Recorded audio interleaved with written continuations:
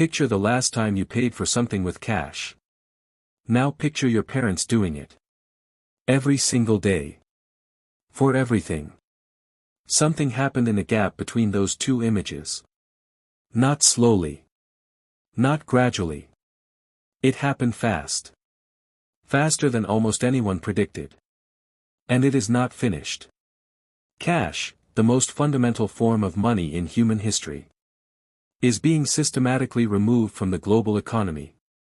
Not by accident. By design. In the next 10 minutes, I am going to show you exactly why cash is dying. Who is driving it, what is coming to replace it, and what the consequences are for ordinary people. Because this is not just a story about payment methods. This is a story about financial freedom. About surveillance. About control. And it is happening right now, whether you are paying attention or not. Let us start with the numbers. Let us talk about what the data actually shows. In Sweden, cash is now used in fewer than 8% of all transactions. 8%. And that number is still falling.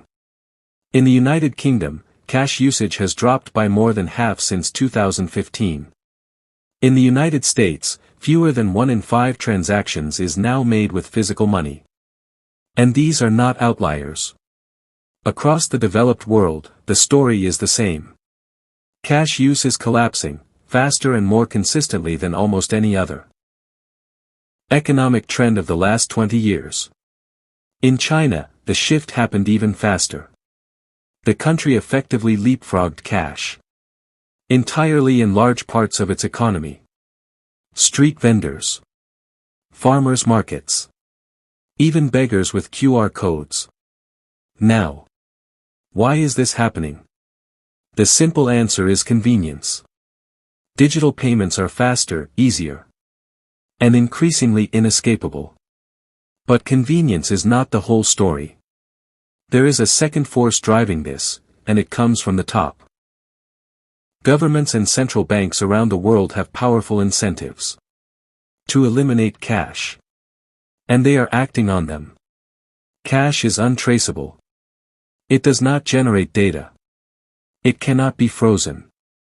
It cannot be programmed. It cannot be taxed at the point of transaction. For institutions that want to monitor financial behavior, enforce tax compliance, implement negative interest rates, or restrict what people can spend money on, cash is a problem. It is the one form of money that exists entirely outside their control. And they are working to fix that. Which brings us to what replaces it. The replacement already has a name. Central Bank Digital Currency. CBDC. In plain English, a digital version of your national currency. Issued directly by the central bank. And existing entirely on a government-controlled digital ledger. As of 2025, over 130 countries are actively developing or piloting a CBDC. That covers more than 95% of global GDP. China is the furthest ahead. The digital yuan, officially called the ECNY, has already been distributed to hundreds of millions of citizens. It has been used to pay government salaries, distribute stimulus payments, and run large-scale retail pilot programs. The European Central Bank is advancing its digital euro. The US Federal Reserve is in extended research and pilot phases. The UK, India, Brazil, Nigeria, the list goes on. On the surface, this sounds like a simple upgrade. Digital money instead of paper money. Faster. Easier. More efficient. But here is where you need to pay close attention. CBDCs are programmable. That word, programmable, changes everything. Cash has no conditions. You can spend it on anything, anywhere, anytime. A CBDC can have rules built directly into the currency itself. An expiry date. Spend it within 30 days or it disappears. Geographic restrictions. This money can only be spent in this region. Category restrictions. This stimulus payment cannot be spent on alcohol or gambling. Negative interest rates. Hold more than a certain amount and you will be charged for it. None of these are hypothetical. They are features that have been discussed, researched, and in some cases already tested by central banks around the world. And the people who benefit from these features are not you. Which raises the question, who exactly does benefit from the death of cash? 3 groups win when cash disappears. Governments win. Every digital transaction generates a data point. Tax evasion becomes structurally harder. Black markets shrink. Economic behavior becomes visible, trackable, and in a CBDC world, controllable. Banks and payment networks win. Every cashless transaction generates fees. Visa, MasterCard, payment processors. They take a cut of everything. Cash generates nothing for them. Big tech wins. Companies like Apple, Google, and Amazon have built payment ecosystems that become the default infrastructure of daily commerce. The more cash disappears, the more central that infrastructure becomes. Now, who loses? The elderly lose. People who built their financial lives around physical money and are now being quietly excluded from a system that no longer accommodates them. The unbanked lose. 1.4 billion people worldwide still have no access to a bank account. For them, cash is not a preference. It is the only financial tool they have. And ordinary people lose something harder to quantify, but more important than almost anything else. Privacy. Every time you use cash, that transaction belongs to you. No record. No data trail. No one watching. In a fully digital financial system, nothing you spend money on is ever truly private again. And once that infrastructure is in place, once programmable digital currency is the only form money takes.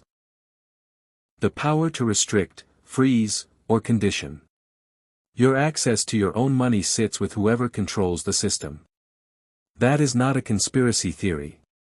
That is just how programmable systems work. So what do you actually do with this information? I want to be clear about something.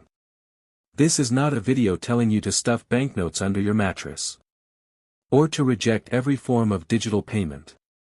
The convenience of digital money is real. The efficiency gains are real. But there is a difference between embracing useful technology and surrendering every financial option you have. 3 things worth thinking about. First, maintain some access to physical cash. Not a fortune. Just enough that a system outage, a frozen account, or a digital payment failure does not leave you completely unable to function. A day or 2 of living expenses. That buffer costs you almost nothing.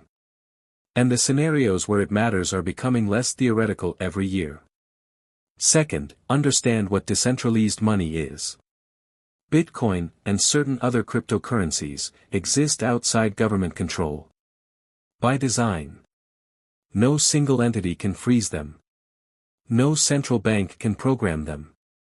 No government can unilaterally inflate them away. That does not make them perfect. They are volatile, complex, and risky. But they represent the only significant alternative to centralized digital currency that currently exists at scale. Understanding what they are, even if you never use them, matters. Third, watch what your government is doing with CBDCs. The legislation being written right now will determine the rules of your financial life for the next 50 years. Most people are not paying attention. The ones who are will be in a far better position to navigate whatever comes next. Cash has survived wars, depressions, and the collapse of empires. But it may not survive the next 20 years of technological change. The question is not whether the shift to digital money will happen. It is already happening. The question is whether you understand it well enough to protect yourself when it does. If this video helped you think differently about money, subscribe to WealthVerse. This is exactly what we are here for. And next week, I am breaking down central bank digital currencies.